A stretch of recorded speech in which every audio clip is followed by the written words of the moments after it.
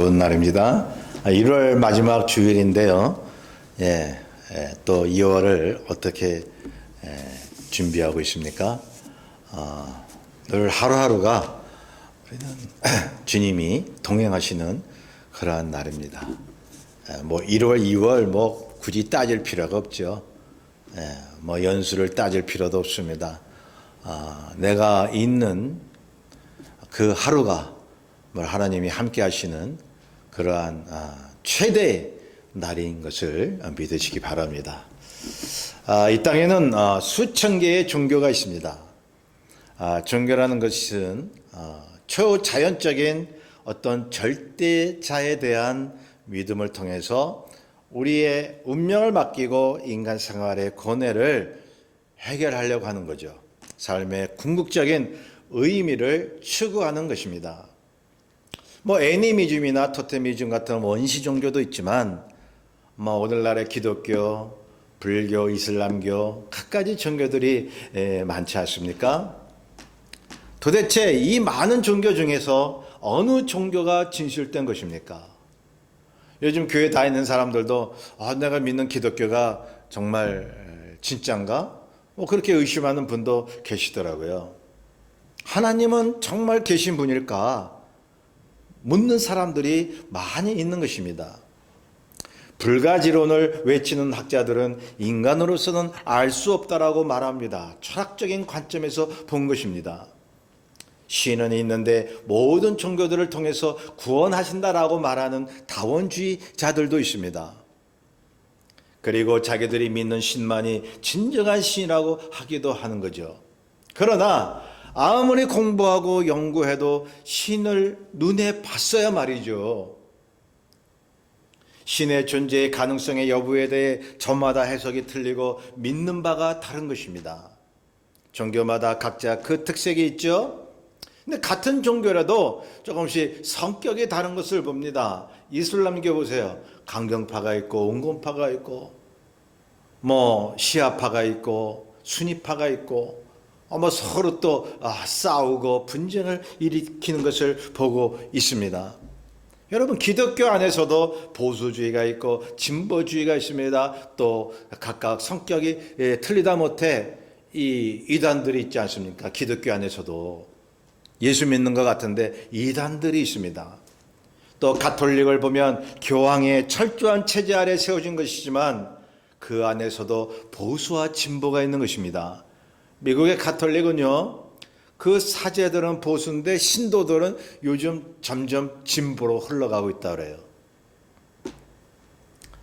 그러나 그것보다 궁극적인 질문이 이것입니다. 과연 하나님은 계신가? 아무리 연구하고 사색을 하고 경험을 해보려고 해도 도무지 알 수 없을 때 인간은 그냥 체념하고 사는 경우가 많아지는 것입니다. 아니면 자기가 이해하는 한도 내에서 그냥 습관적으로 종교생활하는 사람들이 많죠. 조상 대대로 그 종교를 믿었으니까 후손들도 그 종교를 믿는 경우도 많이 있지 않습니까?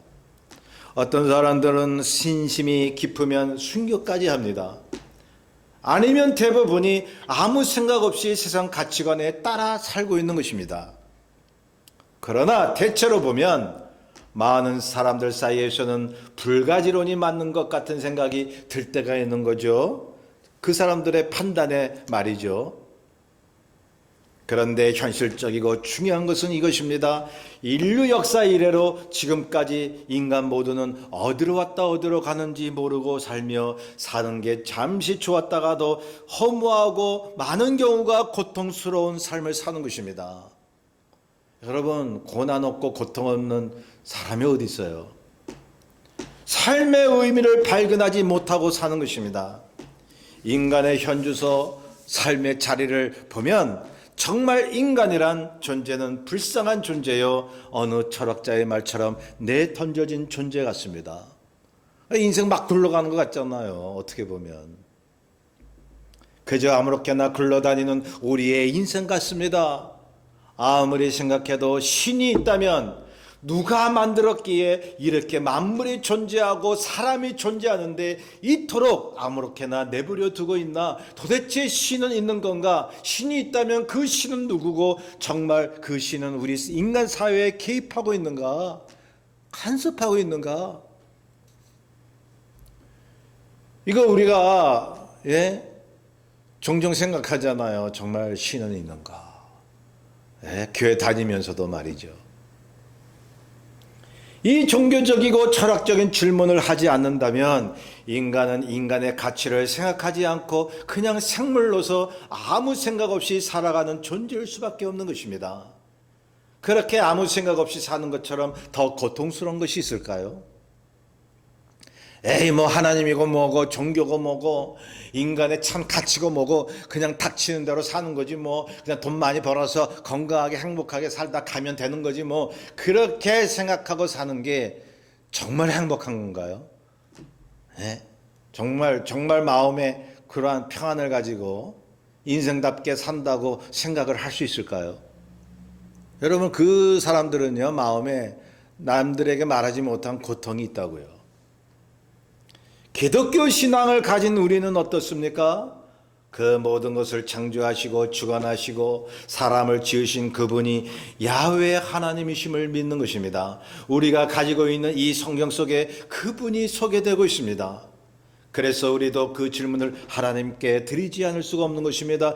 왜 하나님은 고통스러운 인간을 내버려 두시는 걸까?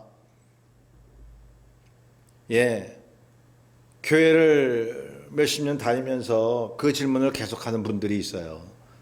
왜 우리가 믿는 하나님은 고통받고 약한 사람들을 그냥 내버려 두시나? 여러분, 그 답이 성경에 있습니다. 그걸 알면 말이죠. 하나님의 섭리를 알면 말이죠. 우리는 하나님의 대리자로서 하나님이 그 사람들 향해 가서 함께 돕고 복음을 증거하고 함께 짐을 지라고 그렇게 하시는구나 알게 되거든요.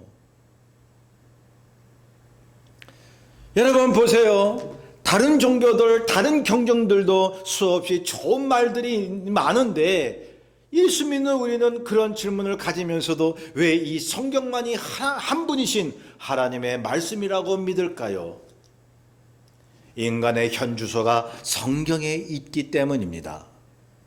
인간의 삶을 보세요. 왜 이토록 사람들은 약한 건지, 왜 죄로 들끓고 있는 건지, 도무지 인간들의 죄가 역사상 가실 날이 없습니다. 또 보십시오. 어떻게 하면 인간이 그 죄로부터 자유할 수 있는지 그 문제도 있지 않습니까? 또한 질병의 문제입니다. 분명히 우리는 약한 영에 대해 경험하고 있습니다. 사단의 권세에서 많은 사람들이 허덕이고 있는 것입니다. 인간의 허무에 대한 문제요, 죄로 인한 자연 환경의 파괴의 문제가 있는 것입니다. 다른 문제들은 차치하더라도 인간의 정말 심각한 문제는 개인적으로도 만족이 없다는 사실이에요. 여러분 사람이 돈을 가질수록 만족이 없습니다. 허무한 거야. 이 돈 다 놓고 갈래니 이거 어떻게 하면 좋아? 가질수록 고통이에요. 허탄한 겁니다.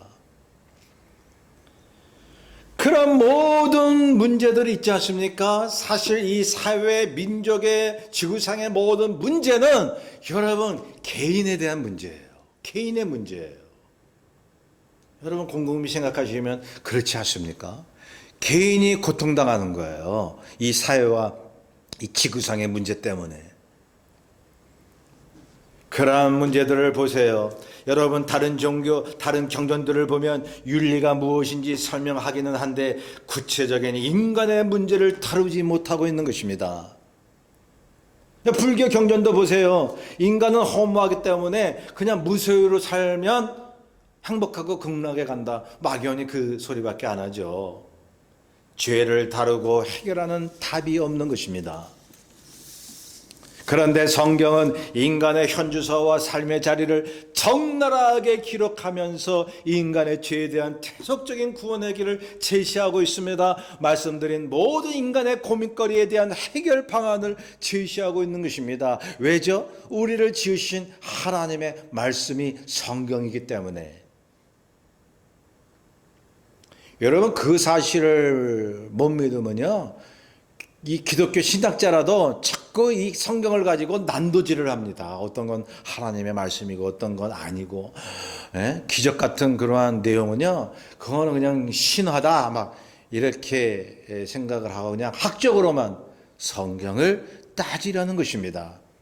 십자가를 모르고 예수의 보혈의 능력을 모르고 그 경험을 체험하지 못한 채 이 성경을 논하고 기독교 논리를 논하는 그러한 목사, 그러한 신학자들이 많다고요. 여러분, 복음이 뭔지를 아셔야 돼요. 여러분, 유튜브나 이런 인터넷을 보면서 여러분 거기에는요, 진정한 복음, 진정한 진리를 얘기하는 그러한 인터넷 그 기사도 있고 유튜브 내용도 있지만, 그와 버금가게 거짓 복음, 거짓 뉴스, 거짓 그러한 사단의 소리도 많다고요. 그것을 우리가 구분해낼 줄 알아야 돼요. 여러분, 성경이 왜 진리입니까? 성경은 하나님과 믿는 우리와의 끈끈한 사랑과 애정을 언급하고 있는 것입니다. 다른 종교에는 아버지와 자녀의 개념이 없습니다. 그런데 기독교 신앙은 하나님 아버지와 그분의 자녀의 관계를 말씀하고 있는 것입니다. 그분이 보내신 그리스도의 대속적인 고난으로 인해서 믿는 자마다 하나님의 자녀가 되는 권세를 주셨습니다. 그리고 지금도 성령께서 우리의 질병을 고치시며 모든 길을 인도하시며 영생의 복으로 인도하신다고 약속하고 있습니다. 성도 여러분, 다른 종교와 계속 제가 비교하고 있죠. 다른 종교는 이 땅에서 어떻게 살아야 한다는 것은 있는데, 그들이 믿는 신과의 그러한 사랑의 관계가 있습니까? 그리고 대속적인 고난을 통한 구원의 내용이 있습니까? 우리가 살아가면서 뻔히 보잖아요. 인간들의 죄 때문에, 악한 모습 때문에 절규하고 있는 모습을. 가장 중요한 문제가 죄의 문제인데, 다른 종교들 보세요. 그 죄를 해결하고 설명해 주는 게 없다고요. 오직 우리를 지으신 하나님이 말씀하신 성경만이 그 죄를 말씀하고 해결할 수 있는 그 은혜를 우리에게 제시해 주고 있는 것입니다.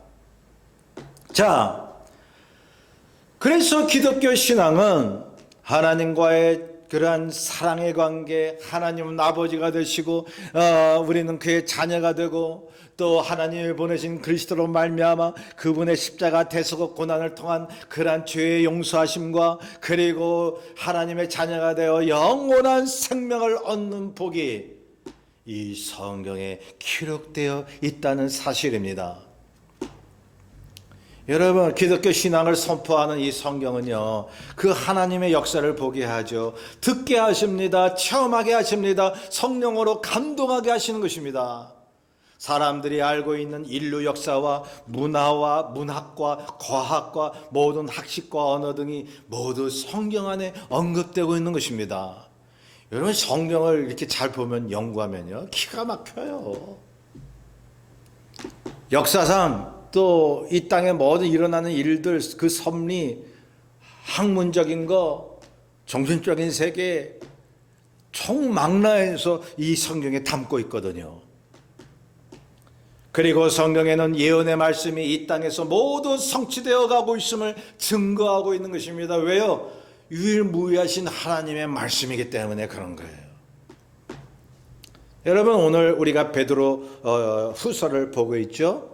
베드로, 여러분, 전후서는 주 64년에서 65년에 베드로가 로마에 있을 때 소아시아에 퍼져 있는 그리스도인들에게 편지를 쓴 것입니다. 이 베드로 전후서를 기록한 베드로는 우리가 알다시피 어부였잖아요.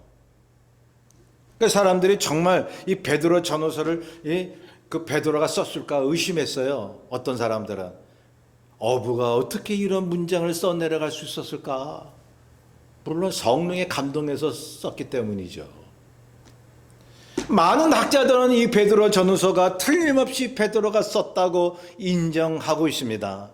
사도행전 2장 13절부터와 사도행전 4장 8절부터 보면 말이죠. 베드로가 설교한 내용이 구약 성경을 배경으로 해서 일목요연하게 잘 전개돼 나가고 있습니다. 베드로가 어부였지만 그렇게 학식이 없는 사람이 아니었어요. 사도행전 4장 14절에 보면 베드로의 설교를 듣고 사람들이 베드로가 본래 학문이 없는 사람으로 보았다가 그를 통해서 병 나은 사람이 있고 베드로의 설교를 보니까 비난한 말이 없다고 성경은 증거합니다. 비난할 수가 없었어요. 베드로의 그 설교를. 왜? 일목요연하거든. 성경적이거든요. 그리고 베드로를 통해서 병이 막 났거든요. 그걸 보고 사람들이 뭘 탓할 수가 있습니까? 여러분, 베드로는 단지 성경을 전했을 뿐이에요. 성경대로 하니까 그런 기적의 역사도 일어나고요. 여러분, 성경이 진리이기 때문에 그런 것입니다. 성경을 기록한 사람들이 무식한 사람들이 아니었습니다. 구약시대 1500년, 신약시대 100년 동안 약 40명의 기자들이 기록을 했는데요. 그 사람들 중에는 왕도 있고 선지자도 있고 학자 등이 있었습니다. 장구한 세월을 거쳐서 40명의 기자가 쓴 것이 성경인데 성경에는 한 가지의 맥이 흐르고 있단 말이죠. 하나님의 속성과 구원 방법과 하나님의 약속과 성취 모두 일치하고 있습니다. 성경에서 기록한 역사가 세상 사람들이 기록한 역사와 동일합니다. 그 세상 역사와 함께 그 역사를 뛰어넘는 하나님의 역사 섭리를 기록하고 있다는 사실입니다. 그 역사적 사실 팩트를 적은 게 성경인데요. 그건 객관적인 이 세상 역사를 기록한 그러한 역사와 동일한 거예요. 고대 문헌을 통해서 고고학 자료를 통해서 보면 똑같은 거예요. 예를 들면 여호수아를 통해서 이 요단강을 건넌 게 말이죠. 다른 고대 근도 다른 민족의 자료에도 나온다 이 말이죠. 홍수 사건도 마찬가지예요. 전쟁의 역사 같은 거. 그런 것이 똑같이 나타나는데요. 그 팩트를 성경이 기록하면서 이제 세상 그 역사 기록과 다른 것은 그 팩트가 이벤트라는 거예요. 사건이라는 거예요. 하나님의 사건이요. 그 사건으로 해석한 게 성경이거든요. 그래서 성경은 세상을 지으시고 유일하신 하나님의 말씀인 것입니다. 디모데후서 3장 16절에 보면 모든 성경은 하나님의 감동으로 된 것으로 교훈과 책망과 바르게 함과 의로 교육하기에 유익하니라고 말씀합니다. 장구한 세월 동안 다른 시대에 다른 그런 상황 속에 있는 그러한 사람들이 기록한 내용이 이렇게 일치될 수 있다니요. 성경 기자들은 여러 사람이지만 저자는 한 분이기 때문에 그런 것입니다. 성령님이 저자이신 겁니다. 하나님의 영이 저자이신 것입니다. 성령에 감동되어 경험하고 비전을 본 사람들이 이제 이 책을 기록했기 때문에 다른 시대에 살았어도 생각이 달라도 그 성경 내용이 창세기부터 요한계시록까지 일치가 되는 거예요. 같은 맥이 흐르고 있는 거예요. 본문 16절에 베드로가 증거합니다. 우리 주 예수 그리스도의 능력과 강림하심을 너에게 알게 한 것이 교묘히 만든 이야기를 따른 것이 아니요 우리는 그의 크신 위엄을 친히 본 자라. 17절에서 18절에 보면 그리스도가 이제 내 기뻐하는 자라 라고 하는 그 하나님의 음성을 들었다고 베드로가 증거합니다. 베드로가 보고 들은 거예요. 그것을 이 베드로 후서에 이 기록을 한 것이죠. 또 19절에 보면 더 확실한 예언이 있어 어두운 데를 비추는 등불 같으니 하나님의 말씀과 예언이 빛과 같음을 경험하고 느꼈고 확신한 것입니다. 그래서 막연히 말이죠. 이 성경 기자들이 그냥 자기 생각대로 느낌대로 성경을 기록한 것이 아니라 보고 듣고 느낀 거예요. 경험한 것입니다. 삶 속에서 체험한 것입니다. 21절에 보면 사람의 뜻으로 낸 것이 아니요 오직 성령의 감동하심을 받은 사람들이 하나님께 받아 말한 것이라고 했으니 말씀에 감동해서 베드로 자신과 믿는 자들의 복음 전도를 말씀하고 있습니다. 그러니 그 복음에 대해서 보고 듣고 느끼며 확신하며 성령으로 감동하여 말씀을 전하고 있다고 강조하고 있는 것입니다.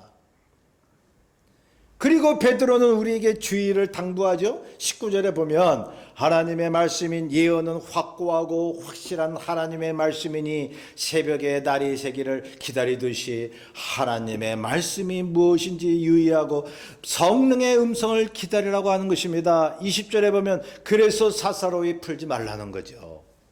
성도 여러분, 성경은 창세기부터 요한계시록까지 한 맥이 흐르고 있지만 이걸 사사로이 푼다는 거예요. 인간의 철학, 인간의 사고, 자신의 경험을 바탕으로 막 그냥 성경을 보려고 하는 거죠. 그러니 이 말이 있어요. 성경은 성경으로 풀어라. 성경에 침묵하는 것은 침묵하고 말하는 것은 말하라. 여러분, 성경에 기록된 것도 우리가 다 모르는데 성경에 기록되지 않은 걸 우리가 또 어떻게 알아요? 그래서 성경에 기록된 것만 보면서 그것을 해석하고자 할 때는요, 성경의 전체에 흐르는 맥을 봐야 된다는 것이죠. 사사로이 풀지 말라고 말씀합니다. 성경 전체에 흐르는 맥을 보면서 말씀을 이해하는 것입니다. 왜요? 성경의 저자는 성령님이시기 때문에 그런 것입니다. 하나님이십니다. 예수 그리스도의 영이신 것입니다. 그래서 한 기절을 해석하려고 하면요, 성경을 입체적으로 해석을 해야 돼요. 입체적으로 봐야 돼요. 예를 들면 성경은 항상 기뻐하라고 그랬거든요. 바울이 항상 기뻐하라. 그러면 항상 기뻐하지 않으면 믿음이 없는 걸로 알아요. 그렇죠? 여러분, 우리가 예수 믿으면 천국의 시민이 됐기 때문에 항상 기뻐해야 되는구나 해서 항상 기뻐하라고 그랬으니까 뭐 어떤 상황이든지 막 항상 기뻐하고, 어떤 사람은 장례식에도 막 항상 기뻐해야지. 어느 부분은 맞아요. 뭐 돌아가신 분이 천국 갔기 때문에 예수 믿으면. 근데 어떤 부분은 인간적으로서 이렇게 좀 헤어진 부분, 서운한 게 있잖아요. 그걸 어떻게 감춰요? 예수님도 나사로 무덤 앞에서 우셨는데. 여러분, 항상 기뻐하라만 여러분 바라보지 마시고 울며 슬퍼하며 애통할지어다도 봐야죠. 자기 죄로 인해서, 자기의 약함으로 인해서, 또 내가 믿음이 부족해서 애통하고 슬퍼하며 가슴을 치라는 거예요. 눈물 흘리라는 거예요. 예를 들면 그렇다는 거죠. 그래서 성경을 입체적으로 봐야 되는 거예요. 한 말씀만 가지고 냅다 부여잡을 게 아니라 그 말씀이 있게 된 역사적 사회적 배경을 보면서, 문맥을 보면서 하나님의 음성을 기다리라는 것입니다. 베드로가 오늘 본문에 그것을 주의하라고 말씀합니다. 자, 문맥을 보고 흐름을 보라는 거죠. 그렇게 입체적인 시각이 없다면 잘못 해석하는 거예요. 이단이 많이 나오는 거예요. 기독교 신앙 중에 이 이단들이 있어서 말이죠. 기존 교회 다닌 사람들이 이단으로 빠져요. 여러분, 지금 이단, 한국에 한해서 말씀드리면, 여러분, 한국의 이단들 있죠? 그 이단 교회에 소속된 교인들의 80%가 기존 교회에 다녔던 사람들이에요. 기존 교회 다니면서 복음을 확신하지 못했습니다. 하나님의 말씀, 그 맥이 흐르는 말씀을 통해서 하나님의 말씀을 해석하기가 아주 불가능했습니다. 그들에게는. 왜? 믿음이 없으니까. 목사님의 말씀을 들어도 그저 한 귀로 듣다 한 귀로 흘려버립니다. 그러다가 말이죠, 이단은 얼마나 유혹을 합니까? 달콤하게. 지난주에 말씀드렸듯이 꿀이 뚝뚝 흘러요. 인간의 마음속에 죄가 있으면 그게 꿀처럼 느끼는 거예요.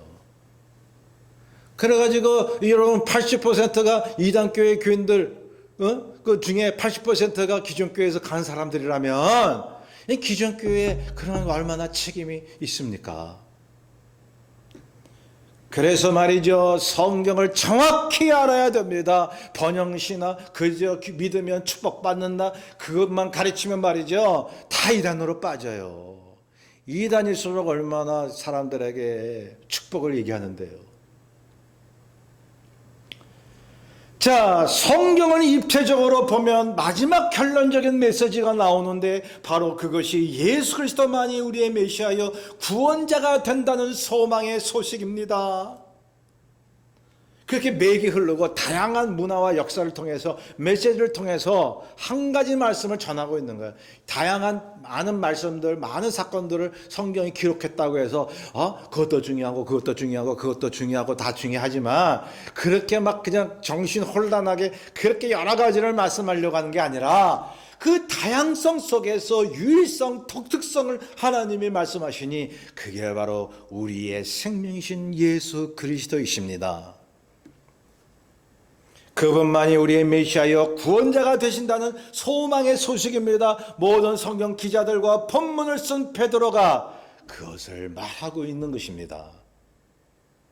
성도 여러분, 그래서 성경에 기록된 하나님의 말씀만이 유일한 진리입니다. 오직 한 가지를 위해 장구한 역사와 다양한 사건을 기록한 게 성경이거든요. 우리를 위해 십자가에 달리시고 부활하신 예수 그리스도만이 우리의 유일한 구원이시여 생명이라고 성경은 말씀하고 있는 겁니다. 예나 지금이나 앞으로도 이 베스트셀러가 성경인 거예요. 베스트셀러는 성경입니다. 왜요? 믿는 자는 많진 않지만 이 인구 중에서 보면 그래도 성경이 무엇인가 알려고 하는 사람들이 그나마 있다는 거죠. 여러분, 우리를 위하여 십자가에 달려 돌아가시고 사흘 만에 부활하신 예수 그리스도만이 우리의 유일한 구원이시여 생명인데, 여러분 그거 외에는 성경은요 그 어떤 것도 핵심으로 말하고 있지 않아요. 구약의 창세기를 보나 우리가 이제 예수를 믿는 이 시대에 사는 우리 크리스천들은 말이죠, 구약의 창세기나 역대기나 열왕기 어느 부분을 보든지 그래서 기독론적으로 그리스도론적으로 해석해야 되는 거예요. 아브라함의 역사를 보면서 예수님을 발견할 수 있어야 되는 거예요. 다니엘의 역사, 엘리야의 역사, 이런 선지자의 모습을 통해서 모세의 역사 이런 걸 보면서 여러분 우리를 자유케 하신 예수 그리스도를 볼 수 있어야 되는 거예요. 그래서 누가복음 24장 44절에 주님이 말씀합니다. 내가 너희와 함께 있을 때에 너희에게 말한 바 곧 모세의 율법과 선지자의 글과 시편에 나를 가리켜 기록된 모든 것이 이루어져야 하리라고 말씀하셨습니다. 성경의 모든 역사가 구약 신약 주님 당신 말씀에 대한 거래요. 주님이 말씀하셨어요. 근데 구약이 지나갔다고요? 어느 신학자가, 종교 철학을 전공한 어느 신학자가 저한테 그렇게 얘기하더라고요. 제가 담대히 얘기했어요. 교수님은 잘못된 생각을 하고 있습니다.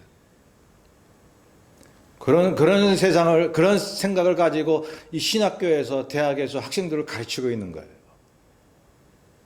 십자가에 대한 확신이 없어 보였습니다. 예수 그리스도에 대한 구원의 확신이 그 사람 마음속에 희미한 것 같아 보였습니다. 그냥 학문적으로만 하나님 따지는 거예요. 안타깝지 않습니까? 요한복음 14장 6절에 주께서 말씀합니다. 내가 곧 길이요 진리요 생명이니 나로 말미암지 않고는 아버지께로 올 자가 없느니라. 여러분, 다원주의를 강조하는 사람, 다른 종교에도 신이 있고 그래서 구원하기는 결국 같다라고 생각하는 사람, 여러분 교회 안에도 있습니까? 저는 그 사람들에게 말씀드리고 싶은 거예요. 그렇게 다른 신들 종교도 구원이 있다고 그렇게 생각하고 교회 다니면서 예수님 말씀 듣고 그러면 마음속에 평안이 있고 일편단심, 주님을 향한 하나님만을 위한 그런 강한 신앙이 생겨나나요? 여러분, 한 여자가 여러 남자를 사귀고 대하는 게 그게 마음이 편하고 행복한 건가요?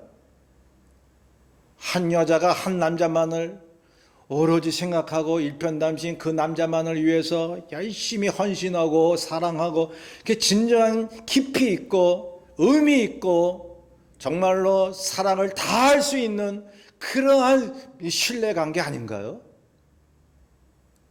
예수 그리스도만이 나의 구주시요 그분만이 나의 생명임을 믿는 크리스천들에게는 이 세상을 지으신 유일무이하신 하나밖에 없으신 하나님을 알게 되는 것입니다. 한 분밖에 모르는, 주님 한 분밖에 모르는 그런 신앙이래야 우리의 마음이 정립이 되고 평안이 있고 우리의 마음이 주님으로 인한 생명을 경험할 수 있다고요. 여러 신들이 다 있고 다른 종교에도 구원이 있다라고 믿는 사람들 보다는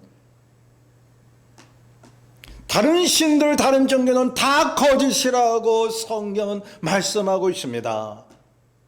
이것을 이해하면 복음을 받아들이게 되는 것입니다. 성경은 그저 믿습니다라고 믿어지는 게 아닙니다. 믿습니다. 막 쌍시옷을 아무리 해보세요. 그 당시에는 좀 뜨거울지 모르지만 믿음 생기지 않아요. 여러분, 믿음을 얻으려면 주님 앞에 구해야 합니다. 죄를 회개해야 됩니다. 성령의 감동으로 느끼고 확신하고 경험되어져야 믿는 것입니다. 동시에 성령 안에서 정확한 논리와 이성과 학문성으로 예수 그리스도를 믿는 것입니다. 제가 말씀드리고 싶어요. 오직 예수 그리스도의 말씀, 그 십자가의 은혜로 우리가 구원 체험하잖아요. 그게 먼저죠. 근데 그 그리스도 안에 있는 모든 지혜와 학문성이 이 보편 그리스도적으로 세상 안 믿는 사람들도 알고 있는 것들도 있잖아요. 그래서 지혜문학 잠언 전도서 보세요. 거기에 보면은 애굽의 그런 궁중 그 법칙과 그거 다 있다고요. 여러분, 성경 안에는 절대적인 진리가 있죠. 그런데 그 진리 안에서 우리에게 말씀하시는 하나님의 지혜가 안 믿는 사람들이 만들어 놓은 그 학문성에도 있다는 거예요. 보편적인 학문 속에도 서도. 그러니 성령 안에서 우리의 믿음은 오직 절대적인 규범이 성경이지만, 여러분, 하나님이 우리에게 일반적으로 주신 상식과 논리와 이성, 학문성으로도 예수님을 더욱 알게 되는 길이 있는 것입니다. 왜요? 성경 자체가 학문성을 가지고 있기 때문에요. 성경은 이 세상을 지으신 창조주 하나님의 말씀이요 예언이요 약속이므로 시건치 않으시는 그분께서 그 약속을 반드시 이루실 것입니다. 우주와 세계에 대한 약속을 성취하실 뿐만 아니라 저와 여러분 개인에 대한 사랑과 구원의 약속도 반드시 이루실 것입니다. 그러니 복음을 여러분 이해해야 돼요. 복음을 우리가 믿죠? 믿으면 하나님의 사랑을 이해하게 돼요. 무작정 믿는 사람도 있어요. 그것도 동기가 될 수 있어요. 그런데 어느 정도는 하나님이 나를 왜 사랑하고 십자가의 그 죽음을 자처하셨는지 이해하게 되는 거예요. 무조건 믿기보다 상식과 이성으로 하나님의 말씀을 알게 되기를 기도하십시오. 그러면 성령의 운행하심을 보고 느끼고 경험하고 또한 확신하며 기쁜 마음으로 우리가 스스로 구원의 소식을 전하게 되는 것입니다.